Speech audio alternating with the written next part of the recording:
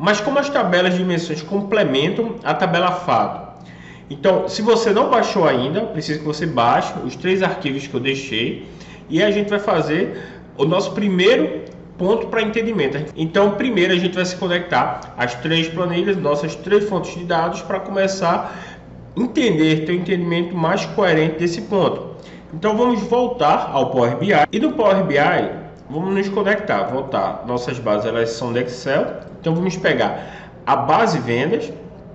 Vamos nos conectar a ela, tem que ser uma por vez, a gente até então não consegue fazer vários ao mesmo tempo.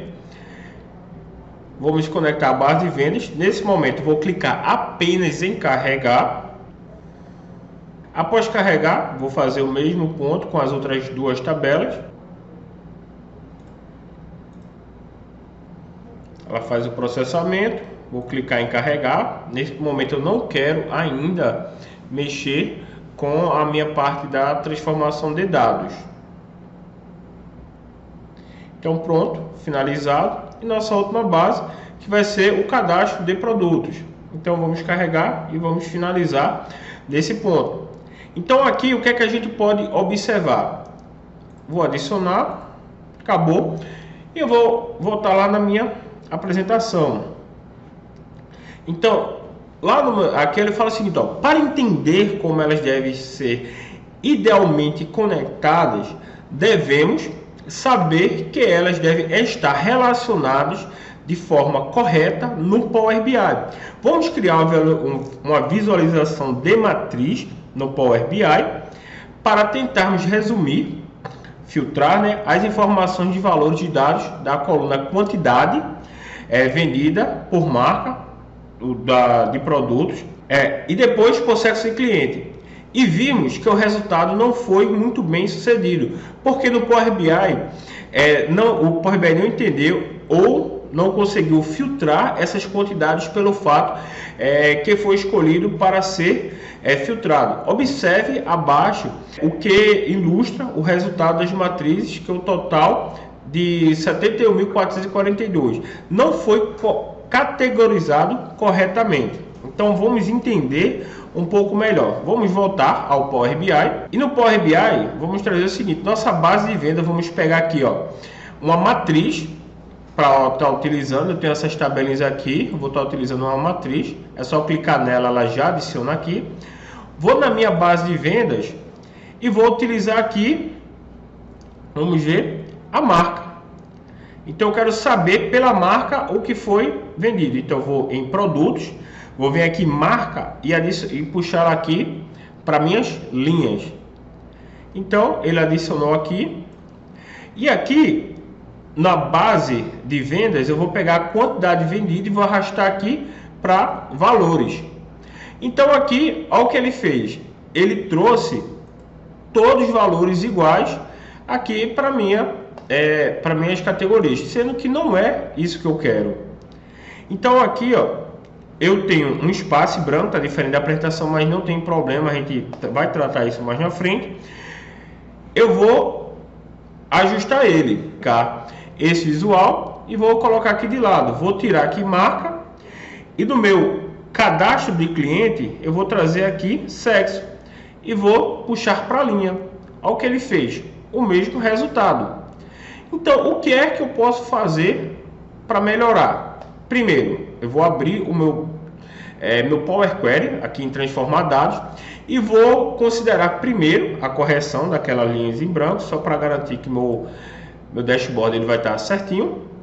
Eu vou vir aqui em qualquer lugar, remover linhas em branco que tinha lá no meu cadastro de cliente, no meu cadastro de produto também. Vou clicar em remover linhas em brancos. Vou fechar aplicar, só para garantir que a tabela ela vai estar certinha para a gente fazer. Então, basicamente, nesse primeiro momento, ele eliminou apenas a minha linha em branco.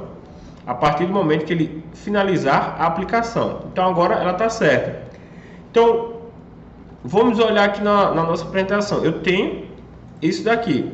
Ó, se formos a guia de relacionamentos no Power BI, veremos que essa tabela não possui nenhum relacionamento entre elas, ou seja, nenhuma tabela conversa para trocar informações com a outra, como podemos ver abaixo. Não existe nenhuma conexão entre elas. Então, como é que a gente pode entender? Antes de vir aqui, ó, nas minhas relações, só deixar as três bonitinhas aqui. Antes de a gente analisar ela, eu vou voltar para a minha tabela. O que é que a gente fez? Eu peguei aqui, ó, meu cadastro de produtos e coloquei aqui. Eu tenho aqui, o que é que eu coloquei? A marca aqui nessa primeira matriz, na minha primeira visualização, e trouxe de uma outra tabela, que foi a minha base de vendas. Eu trouxe aqui, ó, a quantidade vendida. Então, ele não conseguiu identificar dessa quantidade vendida o que é que ele vem para aqui, ó.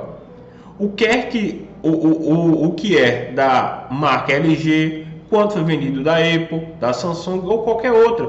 Porque não tem nada que fala. Uma tabela eu tenho a marca, na outra eu tenho a quantidade. Então, o que é que eu posso fazer se na minha tabela vendas aqui eu não tenho a marca? E aqui na minha tabela, no meu cadastro de produto, eu não tenho a quantidade vendida, então eu preciso relacionar eles. Então vocês podem observar o seguinte: a minha tabela aqui, ó, de produtos, ela não se repete, ela tem valores exclusivos. Então aqui eu preciso garantir. Então como é que eu vou fazer? Mesma coisa, eu vou olhar aqui no meu cadastro de cliente. No meu cadastro de cliente, o que é que eu tenho aqui? Eu tenho o sexo aqui que eu trouxe para minha dimensão e trouxe da base de vendas a quantidade vendida. Se eu quiser saber quanto foi vendido para homem e quanto foi vendido para mulher. Então eu não consigo saber por quê. Vamos voltar aqui à tabela. Na minha base de vendas eu não tenho o sexo da pessoa que comprou. Então o que é que eu posso fazer? Eu posso relacionar. Lembra desse ponto aqui, ó? Voltando mais um pouquinho aqui. Eu vou relacionar, eu vou criar relações. Eu vou, ó, essa daqui, ela é correspondente a esse dado aqui, então eles são iguais. Então, quando ele se encontrar, ele busca as informações que eu preciso complementar. Entendeu? Então, como é que a gente pode fazer isso? Aqui na guia de relações, eu vou pegar dados que eles se repetem entre as colunas e que eu possa utilizar para fazer a relação entre eles. Então, o que é que eu consigo ver aqui primeiro? Vamos para a nossa base de vendas e nosso cadastro de produto. O que é que eu tenho em comum aqui? Eu tenho um SKU na base de vendas e tenho um SKU no cadastro de produtos. Vou voltar primeiro aqui. Veja que ele está o valor exato. Quando eu crio uma relação entre, ó, meu SKU e minha base de vendas, eu preciso apenas, eu vou clicar aqui em SKU e vou fazer o seguinte. Eu vou chegar aqui, ó, eu vou trazer, ó, esse SKU, eu vou clicar, segurar e vou arrastar ele para cá, ó, para cima desse outro SKU, para ele poder criar essa relação. E como é que eu faço isso? Basicamente assim. Vejam que ele vai processar, criou uma relação entre essas duas tabelas. Então, só em eu voltar aqui, olha o que aconteceu já. Eu já tenho uma diferença entre aqui, ó, minha quantidade vendida. Antes, ela estava todas igual ao total. Por que, Tarcísio, ele faz isso? Ele não conseguiu enxergar aquela relação. Então, o que é que ele fez? Qual é o total vendido? É 71.442. Então, eu repito para tudo. Já que eu não sei quanto é para cada um, eu repito o mesmo valor para todos. Então, foi isso que o Power BI fez. Quando eu criei a relação, é como se eu tivesse unido aquelas duas tabelas. Então, ele consegue, ou quando for o SKU 123, ele equivale ao SKU 123, que é da marca Acer, ou da Apple, da Canon e por aí vai. Então, ele consegue fazer a mesma coisa agora. A gente vai fazer aqui, ó, com essa tabela aqui de quantidade vendida por sexo. Quando eu faço isso, eu vou fazer assim. O que é que eu tenho entre cadastro de cliente que ele é comum com minha base de vendas? Eu tenho aqui o código do cliente e o código do cliente. Então, o que é que eu preciso fazer para esse caso? Trazer o código do cliente, arrastar aqui para código do cliente.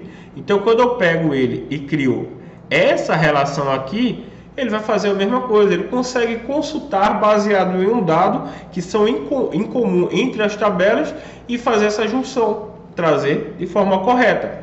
Então vamos fazer para melhor entender. Quando eu só arrasto um para cima do outro, vejam que ele já criou aqui, ó. Se eu colocar só o cursor em cima do mouse, ele já mostra onde é que está a minha relação. Então vamos olhar agora. Reparem que agora ele também mudou. Então ele já falou que o feminino aqui é 32.785 e o masculino 38.657. Então ele já traz o valor agora segmentado, porque ele conseguiu separar isso de uma forma melhor. Então, ó, para selecionar, vamos e conseguir fazer o filtro, ele funcionar de forma precisa, a gente vai criar a relação, é o que a gente fez. Então, basicamente, criei a relação. Peguei um produto que está numa tabela, vinculei com outro produto que está em outra tabela. Isso eu transformo em uma só, porque eu consigo fazer uma busca baseada em um item que é em comum entre as tabelas. Então, a gente pode estar dessa forma. A organização ela pode ficar da melhor forma que vocês acharem. Ela vai ser indiferente. Por quê? Vou voltar aqui a minha relação. Se ela ficar assim, ou eu trazer dessa forma, ele sempre vai estar se ajustando. Então, o ideal, até porque fica um pouco melhor para você, é você sempre deixar a sua dimensão ao redor do seu fato. Então, tem o meu cliente que está aqui, minha base de venda, que está aqui meu cadastro de produto.